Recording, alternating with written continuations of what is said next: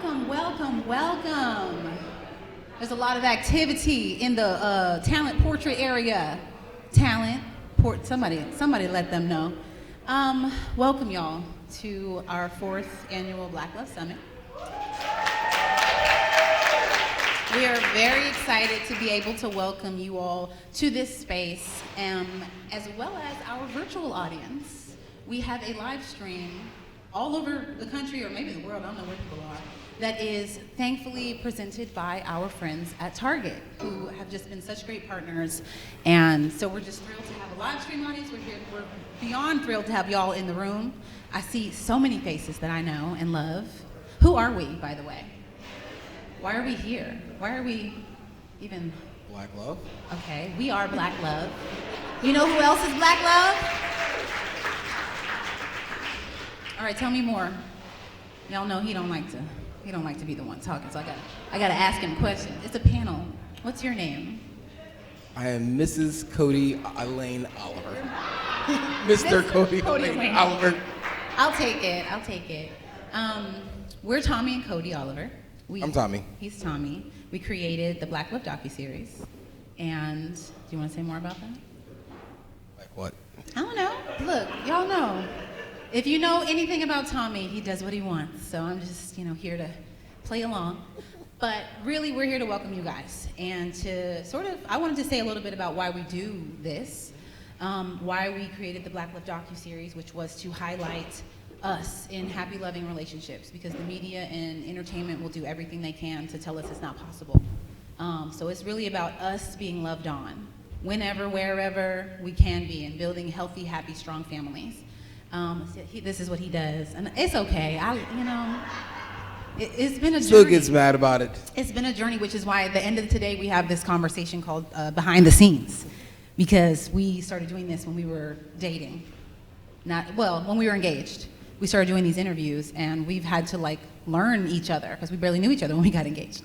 And in addition to loving me, she's had to learn to just let me be me. Yes, I have. We'll talk about all of that. And also, some of the people in this room, some of the people you'll hear from today, couples from the show. I keep looking over here at Dratona and Keith, because, you guys are part of our marriage village. And like Tommy's talking about me having to learn to love him, right? I remember sitting talking to y'all about, childhood and parentage. I said learn to let me be me. I know you had to learn to love me. Oh, learn to love you and accept you for the things that I probably earlier would have wanted to change. Okay. Okay, we'll talk through it today, guys. Okay, so let me get through all my little notes with y'all see my love phone? I was like, it's okay for me to use my phone as long as it says love. Okay. So since the series, we have, created some robust social channels, because we really want to connect with people. We have launched a podcast network, and some of the podcasters are here today, and we have the Black Love Plus app. So if y'all don't have the Black Love Plus app, it's free for now, so download it. You can watch the Black Love docuseries. You can watch all 5 seasons. All 5 seasons of it. Actually, the only place you can find all 5 seasons. Yep. And several other digital series that we do. And so we do this summit year after year because we believe that we are better together. We are better when we work together as a community, when we're supporting each other, uplifting each other, and taking care of each other. So, play along at home. I have a question for you all in the room. Who here is married? Okay, hands down. Who here is single, dating? I love it. Just a reminder, I appreciate y'all. Who here doesn't want to get married? That's all right, she's here, okay? So who here has experienced grief of any kind? Probably everyone, or almost everyone, right? Who here has some walls up when it comes to love? You may be married right now, but you still trying to. That's very few. I feel like we're not all being honest, but that's okay. I'll put mine up. You got some? Okay. I think that the reason I bring all of this up is that we've all been through things. And in some cases, very heavy, overwhelming things. And in other cases, oh, hi, mama. I got mamas up in here. And in some cases, you know, it might be small but debilitating when it comes to relationships if we don't address whatever we're dealing with. And the hardest part, I think, is when you feel like you're alone in it. So we created this space and the conversations that we have here with the series and with this event to create community around all the stuff that happens to us and how we can thrive through it and just be on the journey together. It reminds me of something that you always say, and her mask reminded me of it as well, the idea of hurt people hurt people. Mm-hmm. My mama says that. My mama's late, but she says that. And understanding that some of the best things that we can do is work on ourselves and bring the best version of ourselves to any partnership. And her mask says empowered women, empower women, which is just awesome. I would go so far as to say empowered men, empower men as well. For sure. That sounds like a Corriga Bailey line. I can't wait for him to be here. But yeah, that's why we do this, y'all. And we just appreciate those of you that are in the room. We appreciate those of you that are at home streaming, thanks to Target. And we do it through the lens of partnership because we think that partnership is a pretty, you know, universal goal. And it's also that space where you have someone else staring at you who's like, oh, you thought that was okay? You know?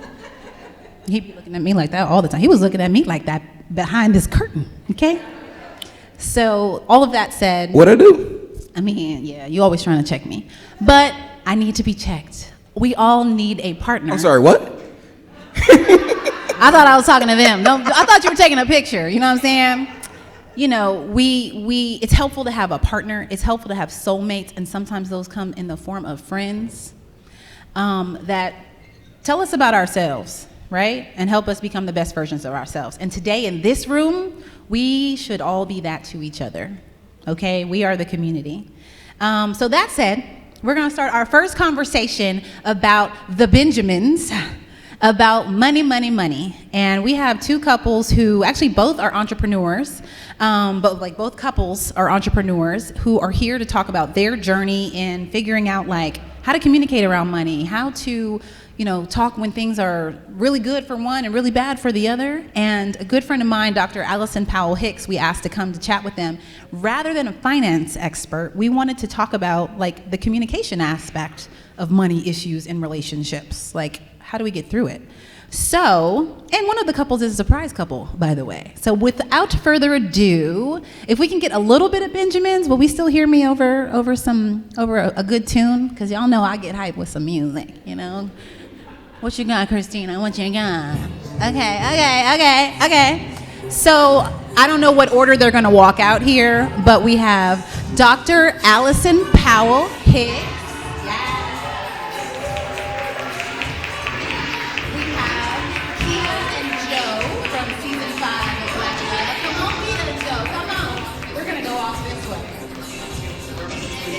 And then we have, it's all right, they'll come when they come, you know?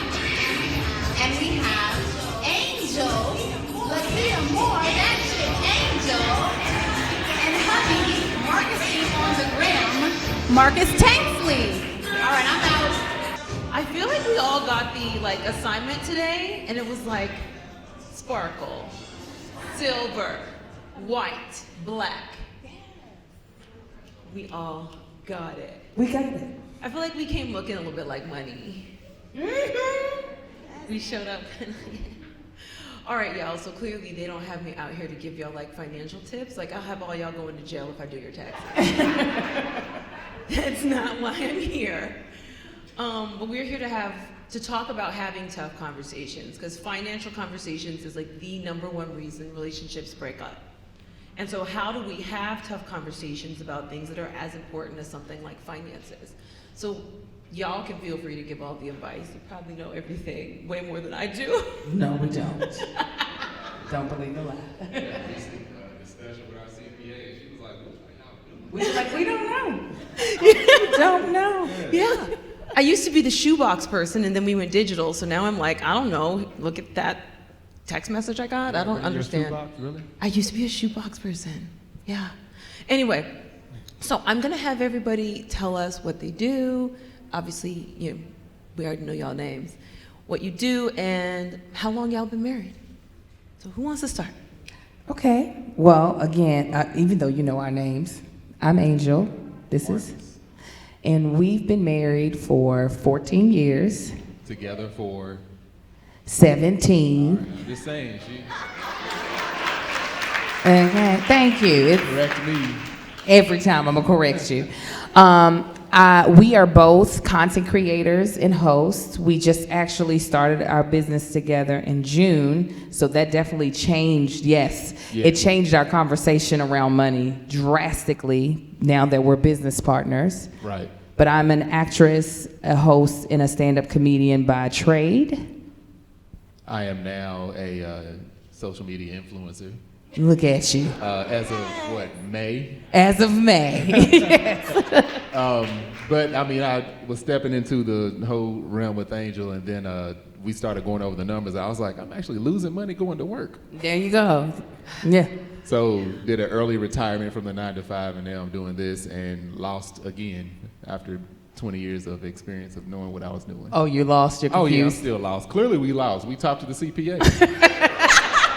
Give us some background. Give us some background into that. What do you mean by lost? well, let's go ahead and introduce Okay, everybody. we'll wait, You know, okay. that's a long story. You know? He's like, I'm gonna Alright, take move. up all y'all's time. Okay.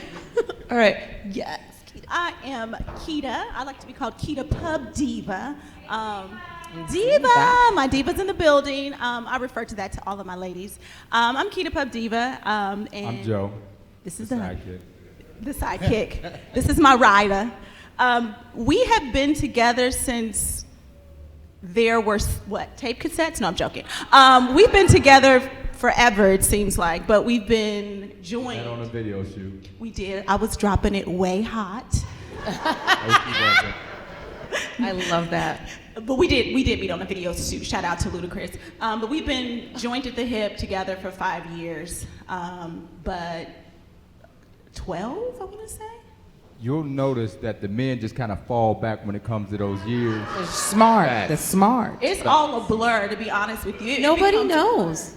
It becomes a blur. You know, love is a lot of things. It becomes a blur when you officially hooked line. For all you men out there, just pay attention and just listen. Just say yes. Talk about how Right. time is non-linear, right? It's like a circle. It's Yes. Once you put that It ring is. on, that circle, all of a sudden you're like, time? I don't understand. Absolutely. I'm an entertainment publicist by trade. That's why you met me on a video shoot.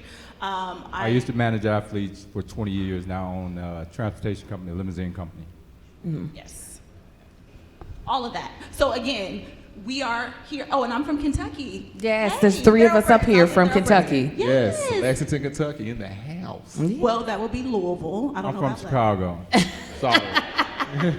I'm a good old California girl. Yes. But all of that to say, yes, we're happy to be here and to share a lot of our money highs, lows, and woes. Obviously, I think that is really outside of communication. I think money matters when you are growing, evolving, and developing together, not just individually, but as a couple. I'll also say, too, you talk about that shoebox. I still have a piggy bank. You know, the good old sock trick was what my daddy used to do. He used to put his money in a sock. And there are a lot of things that we had to unlearn and that we're still learning as a couple. Absolutely. So that leads me to my next question. When was the first time y'all even mentioned finances with one another? Was it during the dating process? Was it pre-dating? When did you have that first conversation? Go ahead. We still don't talk about finance. I don't know how much money she got to back. We just started. I'm just like, it took a while, honestly. It took a while. I'll be real. When you're an independent, self-sufficient, working woman, as black women especially, we are taught a lot of times to, you know, you got to make it happen for yourself. You know, whether you go to college or not, you know, a lot of us have watched our grandmothers and our mothers carry a load. Not to say that the men don't carry a load, but in a lot of sense, we didn't go off to look for a husband. A lot of us went to look for a career. And what happens in that space, I know for me, is that I didn't want to fall backwards. I am from Kentucky, so the hard part is that we were taught, get a good job with some insurance and benefits, and you'll be good. Work there for 30, 40 years and get your Social Security and retire. No, thank you. So in the grand scheme of things, how do you do something that you never had a blueprint for? Money is something that you really don't have a blueprint for. A lot of us who are first-time legacies, and we're creating our legacy, so we're kind of doing it in our village, is important to kind of tap into. So it took us a while to kind of be transparent about money. More so, I think when we had a child. Even though we were together, I still was like, "Where's my nest egg? Where's my money?" For us, it happened around engagement because Marcus comes from a 2-parent household where he knew exactly what they were doing. Right. And where Angel came from, single-parent household, so she looked at finances. We just looked at everything different from each other. For instance, like she said, being from Kentucky, a lot of times growing up in church, the concept is there's one bank account. Husband and wife, you have one bank account and that's it. Yeah. Where that's not how Marcus grew up. Yeah, we grew up in church, but my parents had their own bank accounts, and then they would put everything in the middle. It was like, this is what we pay bills with. So when we came, that's kind of how we do things now. And it didn't cause anything because we started it so early, like around engagement, especially when it came time to start shopping for rings. You know, women can buy a ring for $15 for a man. Yes, we can. Man, yo, you gotta spend 3 months worth salary. Yes, you should. 8 years That's worth so salary. real. It's like, My husband lost his ring the other day, and I was like, "Don't worry, it wasn't expensive." Oh, I wish. Oh, I wish that was the case over here. don't get off subject. I wish All right, that was the don't case. get off subject. But yeah, so that's when it really came up. It's like, all right, this is what I done spent on this thing, and you gonna have it. It ain't the one you wanted, but it's what I like. You got diamonds in there? Yes, he picked the most expensive one he could find, and then lost it. Off subject. But truly, it was really like, you know, he having the experience of what his parents did and how it worked for them. And for me, I wasn't really ready to give up the independence that I had prior to, and that's what I felt like I was gonna have to give up to subscribe to what I felt like everyone back at home would say, like, you ain't one unless you got one account. I was like, well, we just gonna be 1.5 then. I don't know what to tell you. But that's what we've been doing so far. But like I said, once we became business partners, the conversation changed, but how we started is definitely, he has an account that I'm fully aware of everything that's in it. He knows what's in my account, but then we have a joint account in which we do all of our common bills together. Absolutely. And it gets me thinking about, I'm always looking for the pattern underneath the pattern. And when it comes to finance, the reason why it's important to talking about finances is because for a lot of us, finances actually represent safety. And we all came from different types of homes and backgrounds, like you're talking about single parent homes versus dual parent homes. There's also dual income homes, single, maybe dual 2 parents that are married, but one parent works, one parent stays in the home. And there's so many cultures that wrap around the idea of finance and safety. And so when we have these conversations, it can be really difficult because you're literally challenging your partner's concept of what is safe. Because it's what they grew up with. And so that's why these conversations about money can become so particularly vitriolic, because it's like, you're telling me that I got to be out here unprotected, alone, so you can do this, you can do that. Like, I came from a 2-parent home. My parents both made money, and so in our family, we talked about money a lot, but like, they definitely did their own things. And so me and my partner actually do something similar to that. We have our own bank accounts, and nobody really worries about what's in the other one. All the bills get paid, and we cool. Yeah. But maybe we need to have some conversations. I'm gonna start and say this. First of all, like, individually, things are gonna be ups and downs. You know what I'm saying? So finances, you know what I mean? It's great to have a conversation, but the most important thing is the bond that you have with your insignificant other, because there are gonna be highs and lows. You know, there are gonna be times that, you know, things are great, and there are gonna be times where it's like, yo, you got a couple dollars? Yeah.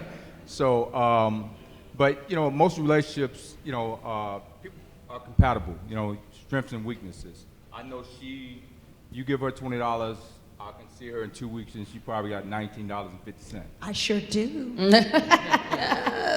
I probably spent $10 at the restaurant and tipped $5 and lost the other $4. Just fell out your pocket. Just gone.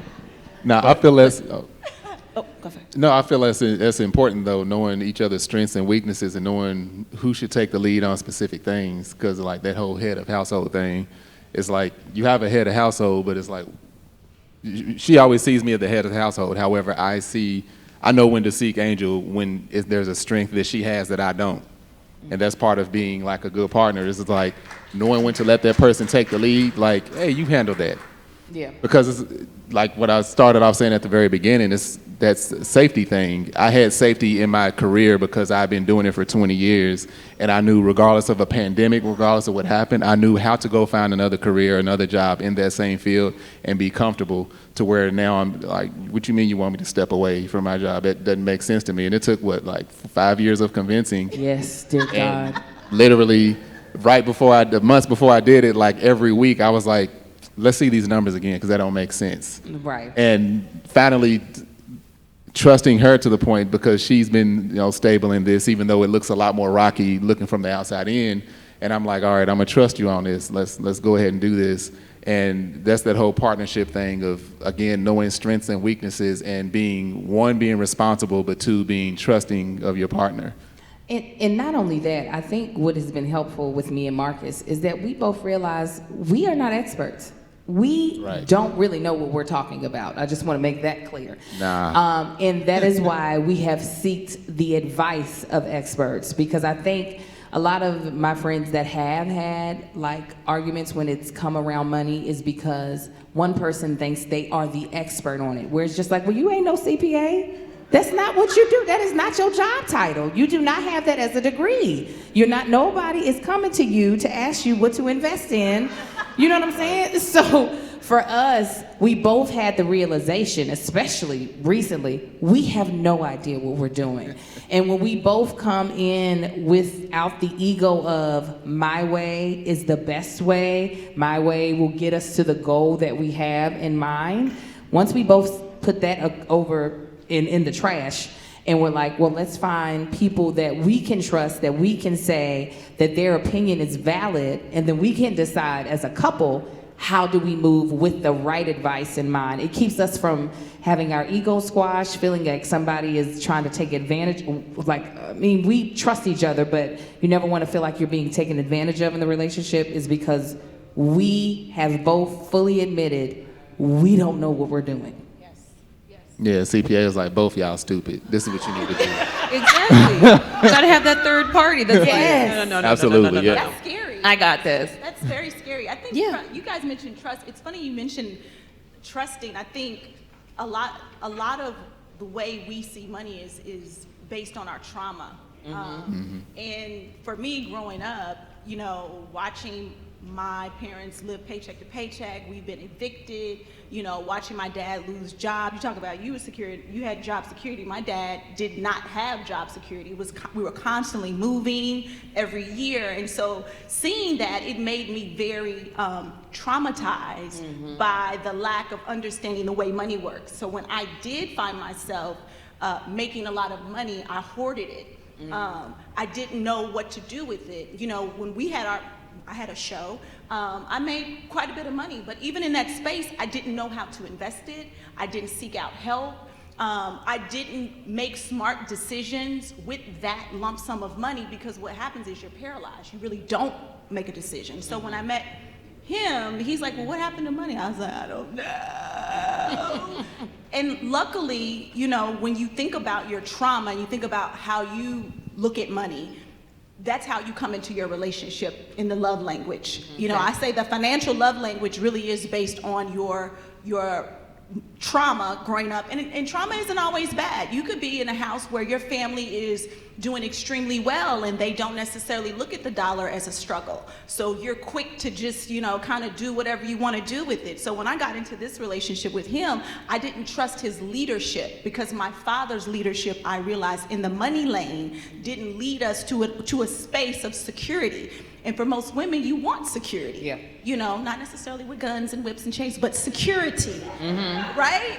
And even if you are making your money, and he is head of household, so our struggle had always been in the lane of letting him lead, because I saw the trauma manifest in my own space when it came to money. I absolutely love the insight that you had. I was just internalizing this the other day. Traumatic things are things that happen to us. Trauma is what happens inside of us. Yes. And just so you know, that trauma, we're getting therapy for. That's the other key. too. You talk about getting an accountant, we got a therapist. Facts. And Facts. that also is important. Yeah. Very important. Because it's that pattern that doesn't just impact the way we communicate, it doesn't just impact our finances, it impacts the way that we see the world. Yeah. Right? At the core of each person is what we call core belief. And the core belief we formed in the first 5 to 7 years of our lives, and it really structures the way that we see everything. It's like wearing a pair of glasses that have like a tint to it. The world isn't necessarily pink or blue, but the tint with which you see it is changed based on the way that you see who you are, and that impacts everything.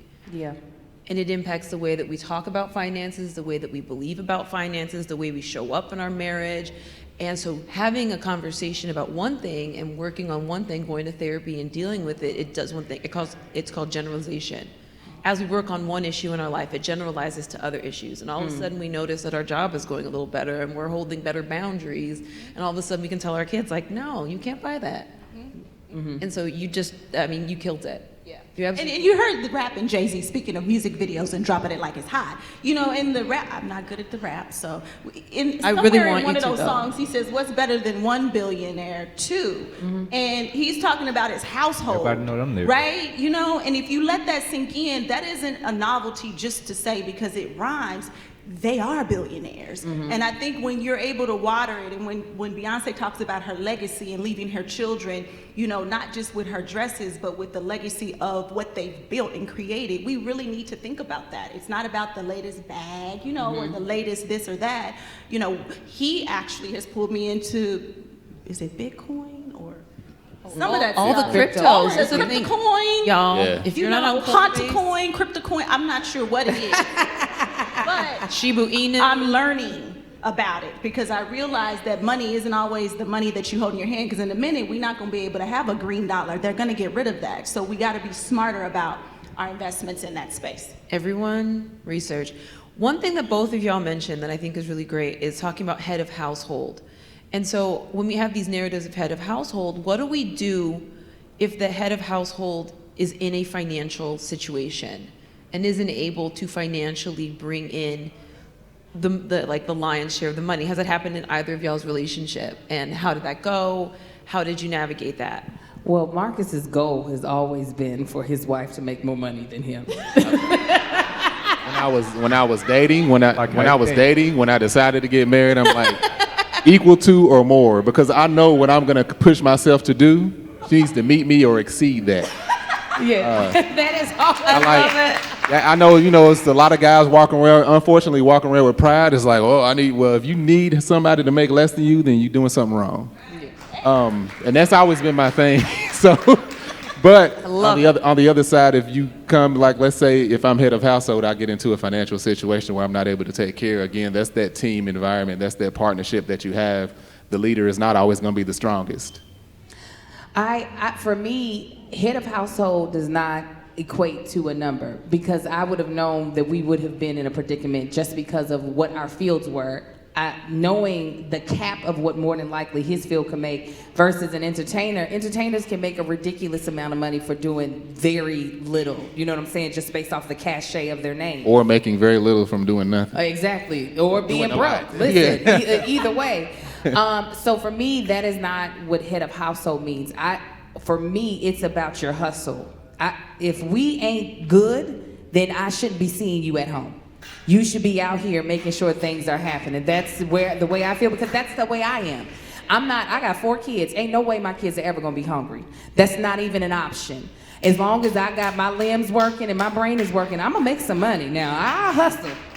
So head of household for me means your hustle has to match my hustle. I have to know that if we're in a tough spot, because anything can happen. We didn't know we were gonna be in a pandemic. We had no idea. We be thinking about stuff like, okay, if I have a flat tire, make sure I have money for that. If the car needs to be working. We don't think, what if the world ends? What are you gonna do for money, right? You have no, oh my God. And we have no control over that. So for me to put the responsibility of, you have to make sure that your job never does something that causes you to be butt out, to not cuss, but to end up in a bad situation, I think is unfair. But I do need to know that when it comes to this family, you're going to do everything in your power to make sure we're in as good of a situation as you possibly can, and I'm not going to leave you out there to do it by yourself. Exactly. Well, the pandemic, you talk about the pandemic, it really was a wake up. It was a shift in all areas, mental, spiritual, financial, it shifted a lot of things in our relationship because we are the bosses. He's the boss of me. Not the boss of her. Don't even front. Good answer. Impossible. Good answer. He's the boss of me in certain areas. But the crazy part is that when things, I'm telling you, honey, it makes a difference. But the crazy part is during the pandemic, I think most of us thought it was just going to be for a quick second because we live in such a microwave mentality where things come and they go and you're like, oh, okay, yeah, well, things shut down. We're going to put this little mask on. I got to put sanitizer, a little glove. We're good. June 12th, I'm going to Cancun. No, you're not.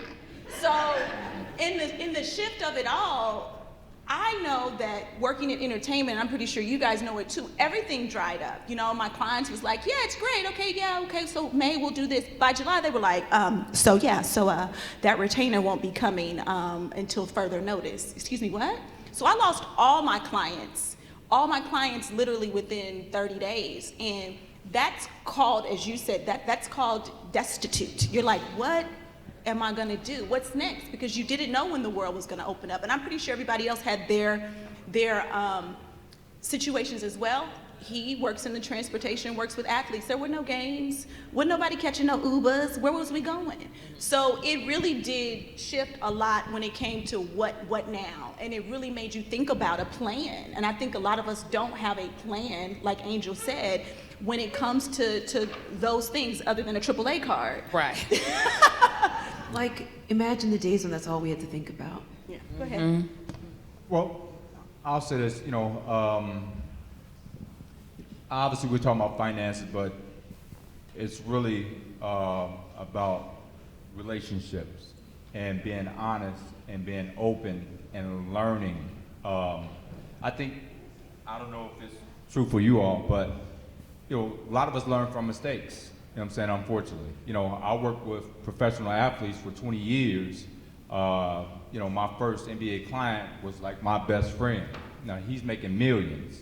So I'm privy to the conversations with his tax accountant and investment, but I've never sat in those rooms and asked questions, which I didn't realize this until later on in life. Like, I was really amongst a lot of information that I could have learned that would have helped me from the bumps and bruises that I experienced in life from experience. So I guess the key is, at the end of the day, knowing each other's strengths and weaknesses, being respectful. Ladies, men, it's just innate in us to have ego. So when it comes to finances, a lot of times we don't feel like the man that we are when our finances aren't right, because we have been told since we were kids, when you grow up, you get married, you take care of your family. You know what I mean? And you see situations nowadays, unfortunately, where families break apart and the kid doesn't have contact with the father, and a lot of times because of financial, you know what I'm saying? And finances come and go, but the most important thing is the connection with the kids. So, but, it becomes like the bill collector syndrome, you know what I'm saying? For that man, if he's not, earning and he can't provide financially, then he kind of shrinks and disappears. So women need to understand that about men in terms of ego. So if your guy's going through some things financially, he may not ask you. You know what I mean? You may have to, stoop around and figure out, because, I went through it when I transitioned from sports to the car service business. There was a period of time there was no income. You know what I'm saying? So I went from having a very successful business for 15 years to, as she called it, a foundation. Because people never let me live that down. That has come up in therapy 17 times. Don't you love that? And now we are bringing it to the Love Summit stage. It was trauma. We are safe. We are family here. Yeah. Well, the crazy part is I did say a foundation because I think, Marcus even said, he wants his woman to make sure that look, you make, if not here, at least more. The crazy part is in that space, I thought the opposite. I was like, oh, okay, he's not, what do I do? Should I ask him, does he need help? What's the scenario? Because we weren't married yet. And I think what happens is women, you feel like a buster, like, why am I helping him pay his bills and take care of this, that, or the other? But as he said, money does come and go. And a lot of times the foundation of your relationship is usually built when things aren't great. Whether your husband or your wife is going through a financial woe or going through a health crisis or just dealing with family infrastructure that is difficult, mom, dad, sick, whatever the case might be, that's when you lean in. And yeah, he did have a foundation because he had $1 million athletes. And I was like, oh, you don't want me touching you now? He had, Y'all see how I'm still traumatized. And I think the hard part is when you're able to be honest. I wanted to be honest. Maybe I didn't use the right choice of words based on my therapist. But in that moment, I saw him sinking in a place, giving so much of himself, and there was no reciprocity. So I'm like, what can you do? You're smart. You are smart. You are kind. You are important. That's actually important because that's actually the foundation of a lot of men. It is derived on what they can bring to the table and supporting your family and doing all that. Like even for me, a lot of men are not that emotionally intelligent women. Just know that. When you ask what's wrong and he say he don't know, that's because he don't know. Like for real, like I be at work, I have a great career, I have a great job, I get a great paycheck. But if things aren't going well the way I want them to at work, I can get into a moment and it could be like, what's wrong? I'm like, nothing. Something's wrong. I just don't know how to express that. I don't know what I'm feeling. And a lot of times the women, they see it, they start analyzing because they are born as a psychologist, so they can figure out, well, is it this? Well, it's probably that. And even if he can't express that, a lot of times she'll step in and say, well, it's probably this, and she'll put a bunch of stuff to it. It's like, oh, maybe it is. But that's why it's important to have professionals. Right. Because, no, for real, because, a woman, she's a mechanic, but she don't know how to work on the electronics of the car. Right. You're right. So she's over there messing stuff up, and you like, yeah, it's probably what it is, because we don't know. We do not know. When he says he don't know, trust me, he does not know. This is a he don't know. I have frequently. You don't know. I have this conversation. He will tell you. So you're saying Angel's not a psychologist either? You not either. Unless y'all went to school, raise your hand. We got any in the building? Acting school. You did? All right. Psychologist. Talk to him. Here's the thing. I have a PhD in psychology. Oh, she does. I have a PhD in clinical psychology, and I still can't tell my husband what he feels. Yeah, go to a third party, like a He has to go to CPA. another psychologist. He has to go to another psychologist, even though I will say as women, our intuition... Be spot on. Spot on. I don't. Just keep it to yourself until he figures it out on his own. Yeah, that's true.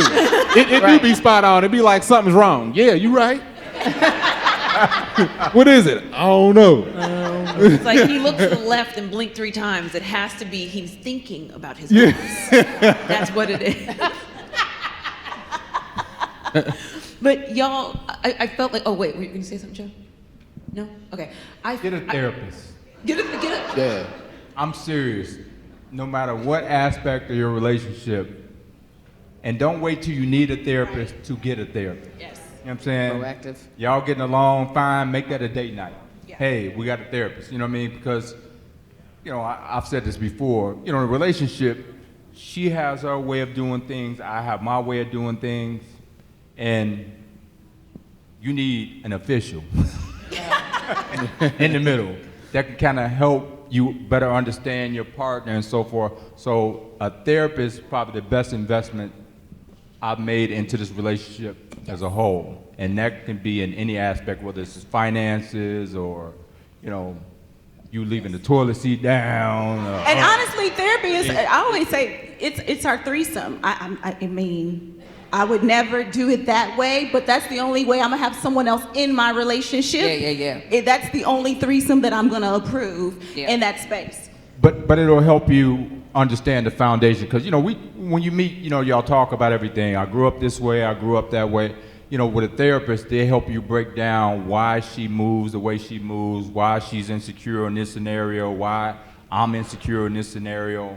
So the best advice I can give to any of you all, dating, married, find a good therapist. And Absolutely. we dated a few first, you know what I'm saying? Because you got to find somebody that you all mutually respect and, you know, feel like. We have a black male therapist.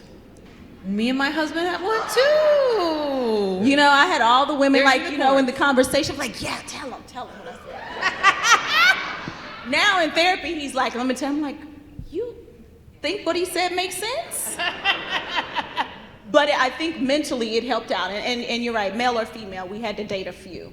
No, but I think that's so important because one thing that we find in treatment is that I talked about that first 7 years. So we learn 75% of the things we're ever going to know by the time we're 7. We learn everything about relationships. We absorb it from the people around us. We learn about emotions by absorbing the way people around us deal with emotions, problem solving, coping, language, unconscious, like nonverbal language. We learn all of these things just by absorbing it from the people around us. And that's when we form our core beliefs, and we carry that into our relationships. And so if we have unresolved issues with a caregiver, mom, dad, uncle, aunt, foster parent, group home, whatever, we turn our partner into our caregiver. That's our new mom, that's our new dad, that's our new grandma, that's our new auntie. And so if we have an unresolved issue with that person, it gets projected onto our partner. And so we have to learn to resolve these issues, and money is no different. Yeah, Money is one of because those things. Okay, so y'all, go, because I have one question. just a caveat. So for her dad, You saw me lean back, I was like, okay, wait, whatever. you know, he you know, like most men, have a wad of money and he would leave his wad of money around, you know, wherever it was. I had that same habit. So it made her feel like he doesn't value money. You know what I mean? And, you know, I spend. I bought him several wallets. Can you put your wallet in your money, though? What's wrong with the wallet? Right. No. My money didn't fit in my wallet. Okay. The new money does. Yes, Back Big then, Daddy. money Damn. didn't. Yes! Yeah. So, but it gets me thinking about, so everyone up here has kids, right? The next generation. Yep. How do we, y'all, talk about money in your household? Do you talk about money in your household? Do your kids know about money? Like, how does this kind of like trickle down to the next generation?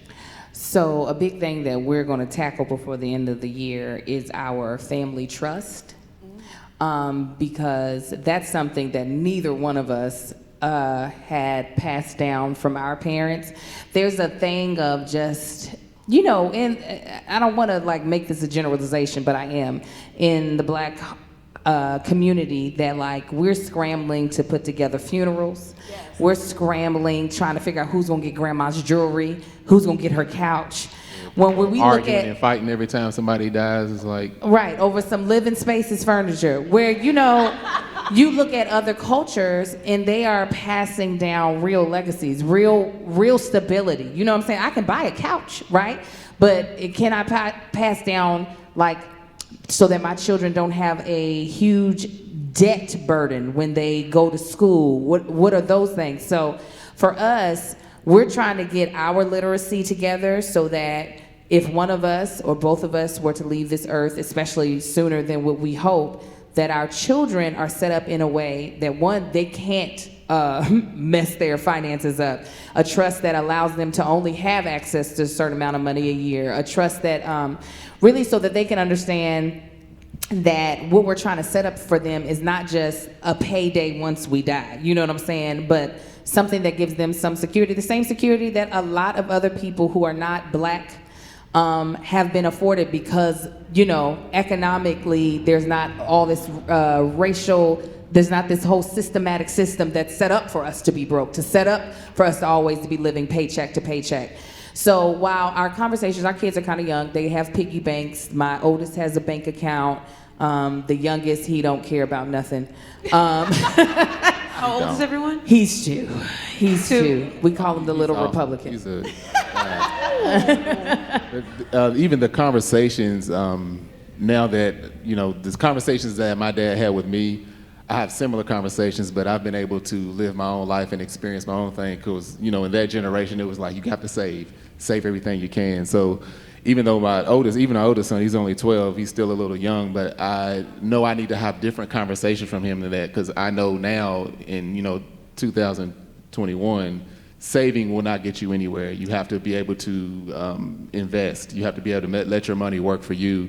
And that'll look different when he's my age. Yeah, so now I know I have to open up my thought process to, hey, make sure you can do what's best for your money.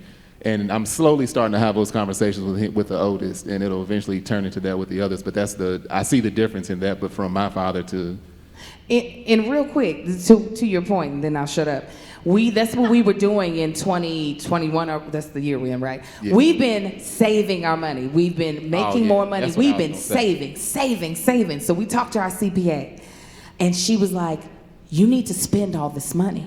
And we were like, wait a minute, well, what do the white people do? This is literally That's we were like, wait a minute. That was the words. I said, what do the white people We were do? like, How do they come out on top? She was like, because if not, you're going to end up giving a lot of this away to taxes. You need this as write-offs. And we were like, this is not, we thought that the white people just ain't spending money. She's like, no, we need to get you down so that your profit isn't as high. You're going to pay this. We asked her how much, and she told us, and it hurt our. We were like, wait a minute, but I thought this was the cutest money to look at. I don't understand. But that's because our knowledge base, as a lot of times is growing up in black families, is that you just save. You just keep saving for a rainy day. Where once you start to really reap the work that you've been doing and you're making more money, that is not the solution anymore. You actually have to spend some of that money, or you're just giving it off to the government. So like you said, our conversation is changing because we're learning more than what we knew even last year. Right. I don't like how she laughs when she gives us bad news. Oh no, our So how much you CPA need to spend? She goes. and she's a black woman. She's my soror, and she thinks we're dumb, and I get it because we are. We are. But I think the crazy part is we're dumb to the we're not dumb, but we're dumbfounded by. I would say ignorant, because ignorant is not knowing. You know what I mean? So and. However you want to color it, we know we don't know is what we say.